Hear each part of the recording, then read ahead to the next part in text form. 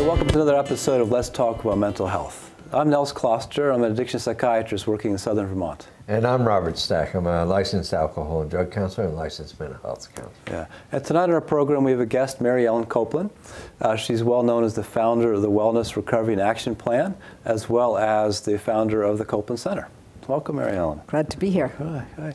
And we've had conversations before this show that inspired us for this that had to do with the importance of being an active participant in one's own mental health, and just how unfortunately rare we find this to be, either on the part of people themselves or the providers that work with them. Yeah, right? Yeah, that's what I have found consistently, that people aren't involved, and when they get involved, it makes all the difference. The trajectory of their lives change. When they find that there's things that they can do to help themselves, that they take charge of their own health, their own recovery, makes a big difference. Yeah, and I think that it might be almost sort of working this backwards, so to speak. One place to start might be what are known as psychiatric advance directives. Now these, a little bit unlike medical directives, these have to do with having your wishes known should you find yourself in a time of crisis around your mental health. And these are sort of take two forms, and one can use one or both of these. But the one is to actually write a statement or write a set of instructions. Mm-hmm. And this has to do with issues such as what type of treatment you would or would not care for, based on experiences, say, with medications or other treatments, and would also include areas such as what hospital you might like to be hospitalized in. And these are based on previous experiences. And another is to assign an agent, and this would be somebody who you would who you would trust to exercise sort of your judgment when you're in a period where you're not competent to exercise your own judgment. And of course, to get to this point requires a very sort of proactive and I'd say intimate relationship, if I would, with the people who provide you care, whether they be your therapist or your psychiatrist, and to make sure that this is known through this notarized document or else through very clear conversations with the person you might assign to be your agent. Right? And of course, this takes some time to get to the point where you might have this sort of self-knowledge. It does, and that's where the Wellness Recovery Action Plan comes in, because it works the person through a process so that people work together, usually as a group, but people can do it on their own, they can do it with a book, they can do it with an online course, but they work through a process of really looking at themselves. And they begin by thinking about what are all the things that make me feel better? What are all the things I need to do to keep myself well? What are all the things that have a positive influence on me? And we call that a list of wellness tools. And then you take those tools, and some people have long lists. I have a long list of these things, from petting the dog, to doing the dishes, to taking a shower, to working on a quilt, to playing the piano, to taking a vacation, all manner of things. And I've collected them over the years from a lot of different people leading a lot of different groups. And people in working together in these groups and discovering these things and going through the other parts of RAP that I'll describe, they're much better prepared to develop for themselves a crisis plan. So you get this list of tools. And first you think, well, which ones of those tools do I need to use every single day to do the best that I can? So maybe it's eat 3 meals a day. Maybe it's avoid alcohol. Maybe it's avoid sugar. Maybe it's getting half an hour or 3/4 of an hour for exercise. It's a personal thing for everybody. Maybe it's talk to one supporter. Maybe it's spend an hour working on a creative project. So you have this wonderful list of things that you need to do for yourself every day.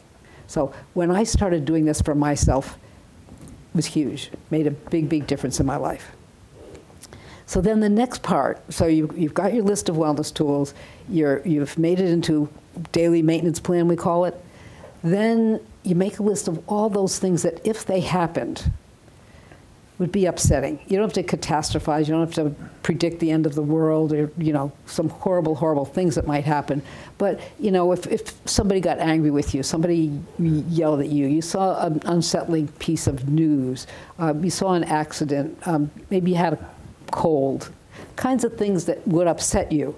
And then you look back at those tools and say, which ones of those could I use to help myself feel better? And you make yourself a good list there of tools to refer to if you're having, we call them triggers, if you're getting triggered.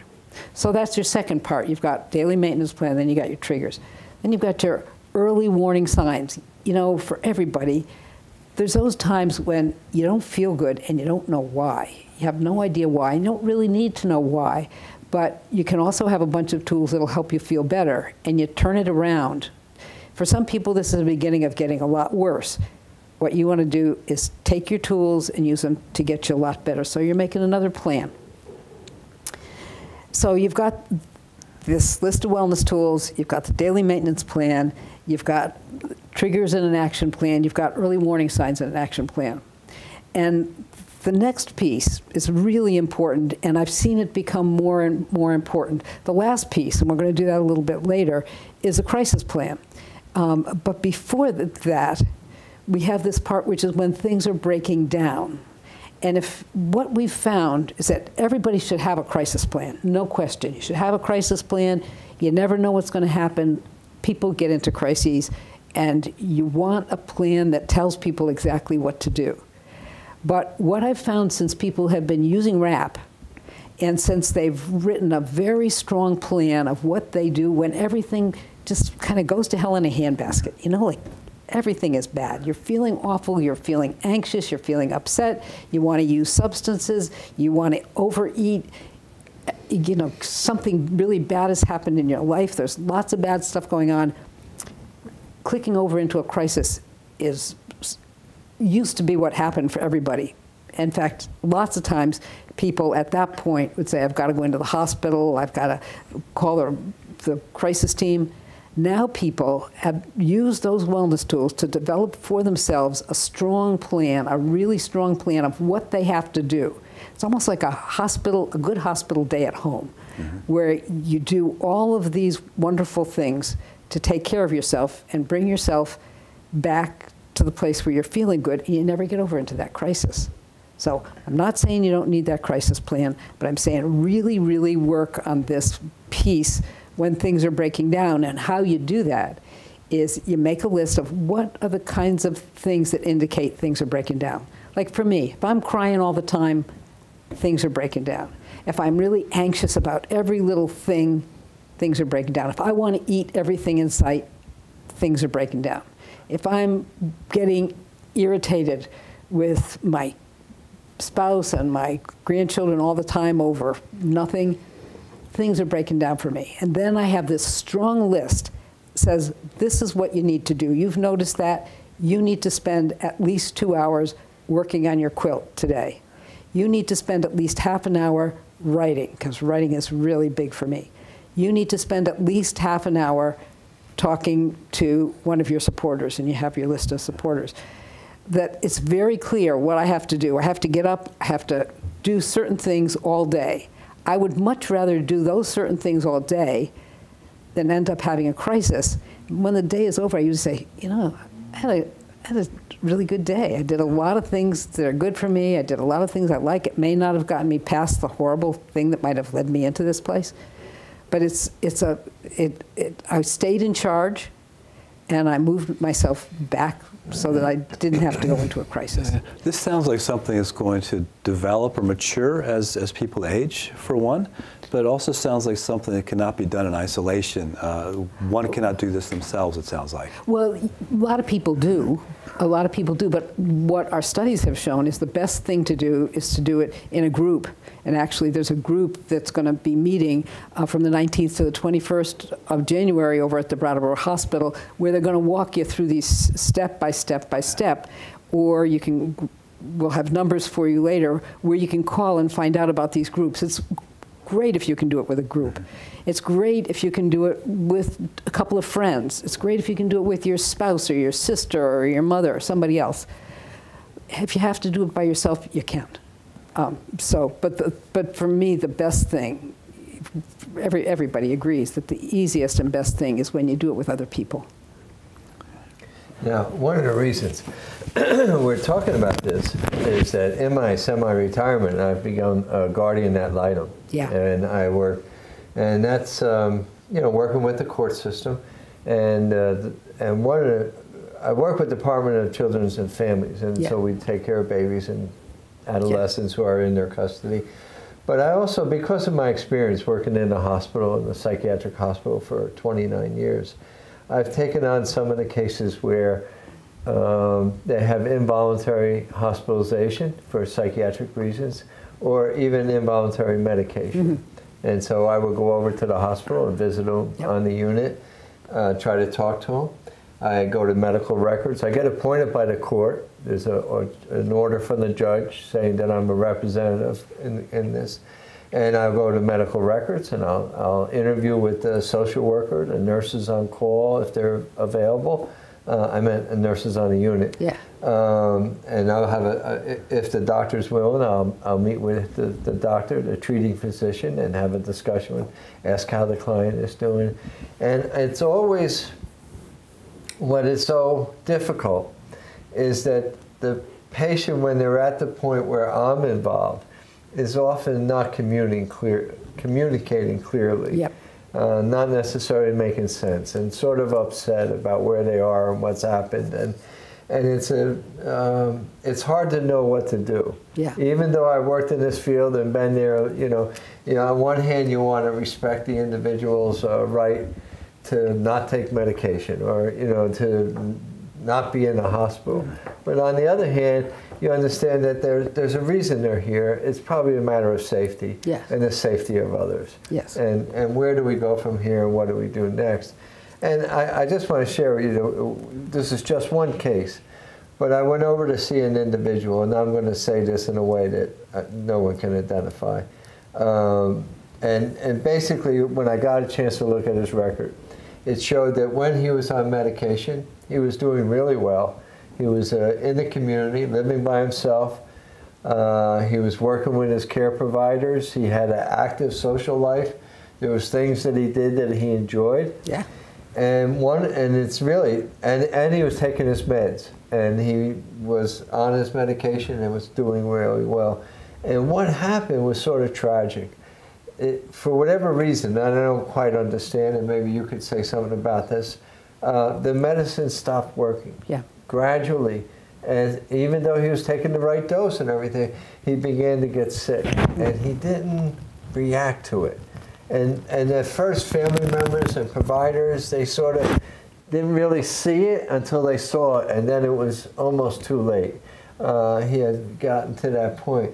But from my perspective as a guardian ad litem, I knew that he didn't object to taking psych meds. I knew that he had a quality of life on medication. And I thought that if he knew that there was another medicine we could use where he could go back to his former life, I think he would agree. And so that made it easier for me to feel in support of that, of what the doctor wanted to do. But it was interesting. When I went to court, and the psychiatrist comes in, they go under oath, they testify. There's a whole legal proceeding. There's a lawyer who represents the person I was working with, and that's what she does, is work with psychiatric patients in that setting. The judge asked, was there a directive? Was there something that the individual ahead of time said, this is what I want, or this is what I don't want? And I've had that a number of times. The judge literally goes through and says, is there something, a statement, or a directive from the defendant? I don't mean defendant, because they haven't committed a crime, but for the individual. And really, that's why I thought this would be so important, is to, when I know I'm just talking a lot, but when I did addiction training, we used to talk about relapse prevention. Yeah. And people would say, oh, well, we're not going to relapse. I go, yeah, but you ought to have a prevention plan about how you're going to avoid relapse. But also, you should have a relapse plan. Yeah. Yeah. If you go back to using drugs and alcohol, what are you going to do? What's the next step? Talk it over with your parents, your loved ones, your wives. Here's what want to do if I start to use again. So, and so that's the next piece. You've got this when things are breaking down, you can still deal with it, and you've dealt with it, but you need that crisis plan, and that's what, and that goes with you. And you can have it on file at all the places you might end up. You give it to everybody that is a supporter of yours, and you, as you finish working with your group on your RAP plan, you're in a really good place with these people to get lots of ideas and to figure out just exactly what it is. So you start by thinking about, when do I want somebody to step in? What are the signs that I need somebody to step in? Well, for me, if I really don't know who people are, if I think people are somebody that they're not, if I'm washing my face continually and I won't stop, if I'm yelling at everybody, if I'm heavily using substances, I have a whole list. And people need to write down, what are the signs I want somebody to step in? So people know. You know, sometimes people step in when you don't want them to. Like if you're just anxious and upset, you don't want people to step in.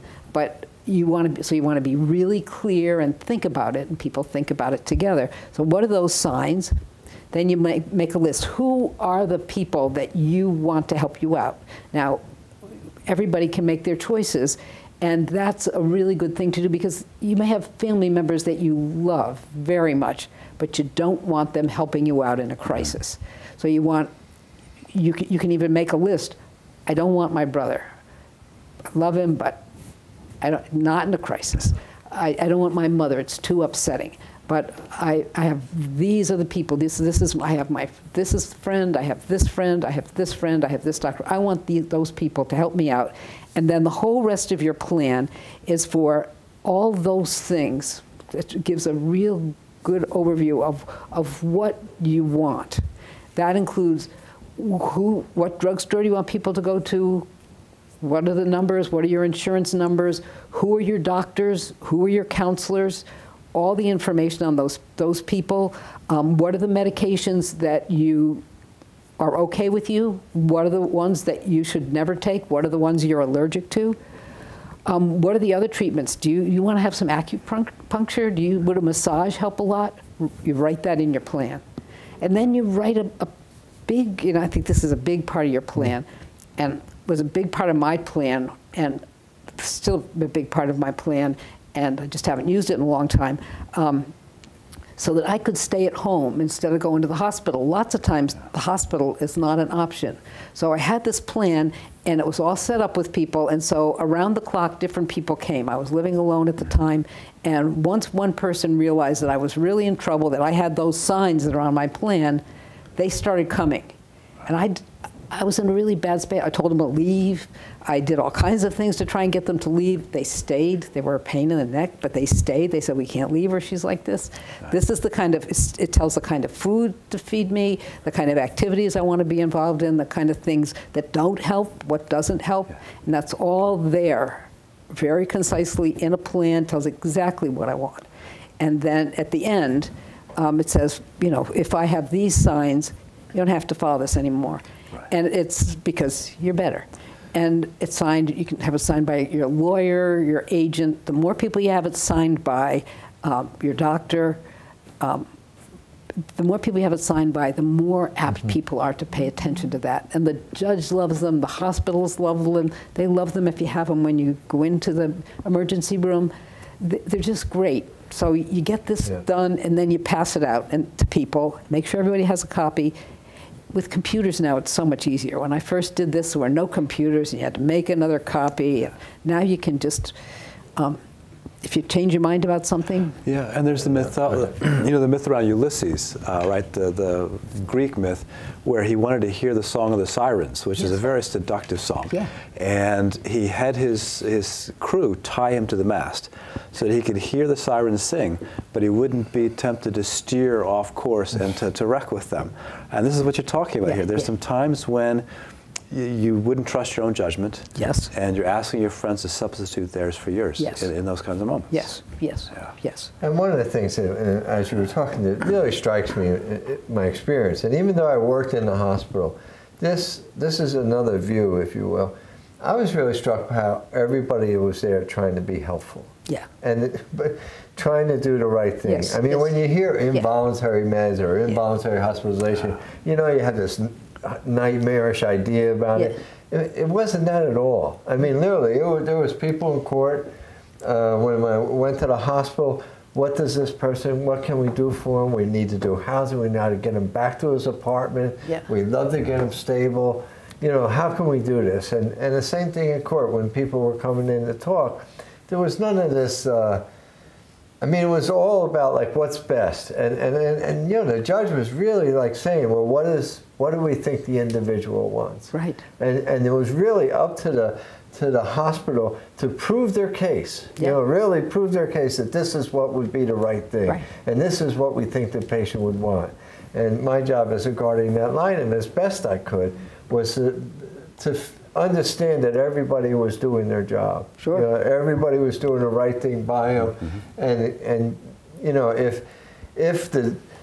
I can tell you this, that if at that moment, when the judge asked, is there a directive? And there was a directive, and it was presented, people would listen to it. Now, I'm not saying that it's automatic, it's not automatically binding, but they would have listened to it. They want them. That's what they wanted to hear, what they wanted to know. And I think if there's somebody, and again, I talk about this from a recovery perspective, but if there's somebody that's currently in a hospital and needed to be hospitalized, and they're getting well, and they're getting healthy, and they're getting ready to go home, it seems to me now would be a good time to bring this process. Right. To begin to engage with them.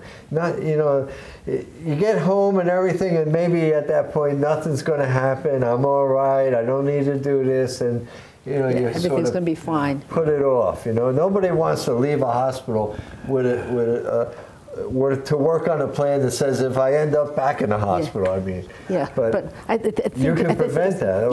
And I think, you know, people shouldn't work on it all at once. Like, do it in small segments. Don't think you have to spend all day on it. Like, in the last short time that you're at the hospital, a bit of time each day on it. But not have that the whole focus, because it gets overwhelming. It's hard to think about. Or do it with a social worker or somebody who's trained as a trainer. Absolutely. And has some ideas, like, you know, what would you like? And talk to your doctor about medications. No, I've had often conversations when I work in community mental health, because there you see a cycle that happens with, you know, this is not a static thing to achieve a wellness plan or to be well. It's a lot of times people feel like, well, here I am in the hospital again. And we try to say, you know, it might seem like the same circle, the same cycle, coming to the same place again. But often we try to kind of have it at a higher level, a more elevated spot. And having that sort of intuition along the way, or that hard-earned knowledge about yourself. Well, you know, we tried these medications, we tried this kind of counseling, you know, we tried these sort of other, you know, pleasant activities, and some of these worked and didn't. And can we get an idea of what might be the right thing to do if we come around to this again? Right, the earlier warning signs. Hopefully, you don't get there. But I mean, I often had conversations about, well, you want to stay out of the hospital, right? So how do we work on that together? Right. And you know, if you come off these medications, here's what we're starting to talk about. Recognizing sometimes medications seem to say peter out.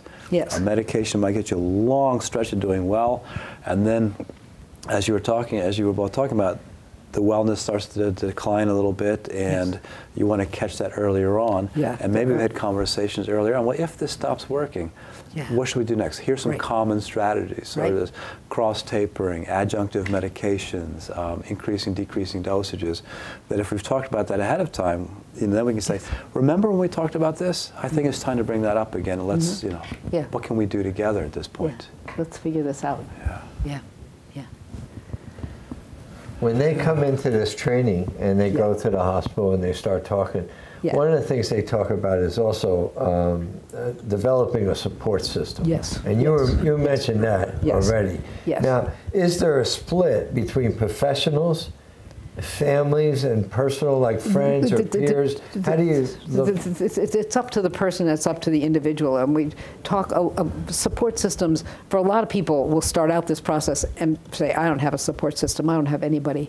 And so it begins really sometimes with them becoming, so the people in the group become a support. Lots of these groups just keep going on their own.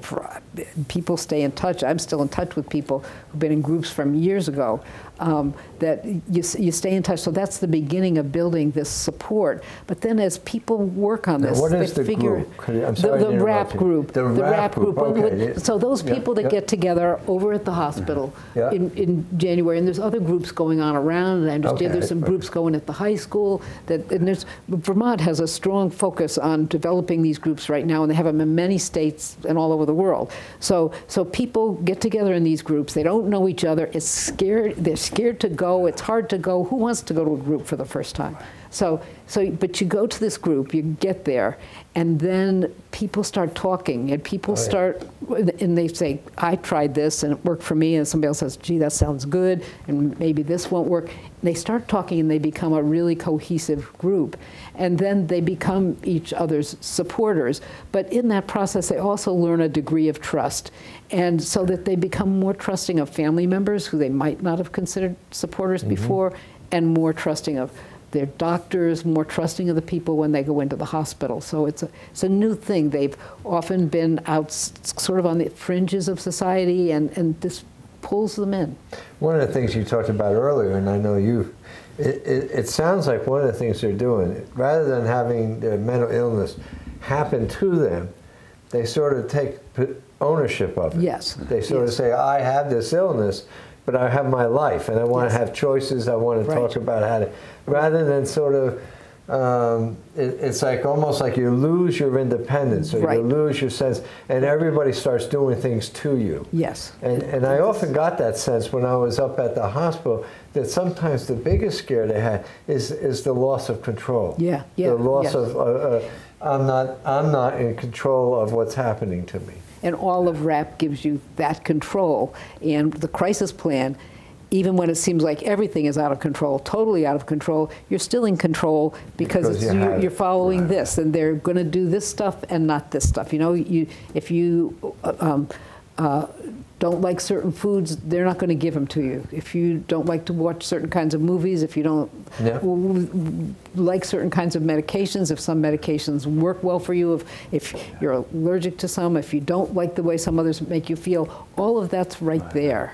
Yeah, and it seems as if you're projecting your control into those times when you don't have it yourself. Right. All right, we're coming to the last minute of the show. Is there one message that you would like to say to folks? Yeah, I'd like to tell people that for me, because I went through this, and for you, if you have mental health issues, and this works for anybody, you can take control of them. There are lots and lots and lots of things that you can do to help yourself. And through this planning process or some other planning process, you can get a handle on that. So don't let go. Just hang in there and recover and move forward with your life. Get your life back. And I'd like to repeat myself and just say that as a guardian ad litem, if you got to a place where you ended up in court or you ended up in a hospital, it would be so beneficial and helpful to everyone if this record was available. If people knew what you wanted, what you didn't want, and how to proceed when you were sick. Right, and I mean, I can't imagine not doing this if that was the case. I mean, I have an advance directive medically, you know, and anyway, I won't go there. But the form is online. You can get to the form online. You can take an online course and do it. There's all kinds of ways. Then I have many books, and you see some of the resources. And our mental health issues don't define us. They're characteristic of who we are. Right. And the more we look at it in that way, I think the healthier we'll be individually and as a system. Yeah. We want to point out a lot of resources as well. I'm sorry. Yeah, if there's all kinds of resources to develop your own RAP and to teach other people about RAP, and so that's the number. You can, the website is loaded with stuff, and the Copeland Center, you can be in touch with the Copeland Center, and they train people to teach other people about RAP, and they'll help you with your app as well, and they're the ones who are responsible for the training that will be happening at the hospital. On January 19th. And they have other trainings throughout the state. They have other trainings throughout the state, or anywhere you go. You can go to a conference and get a training. There's a multitude of trainings. Go to the Copeland Center website and you'll find out the trainings that are going on. Okay. And if people are interested in advanced directives, there's a national resource center for psychiatric advanced directives online as well. Good. Yeah. It's great we have the internet now. Great. Thank you.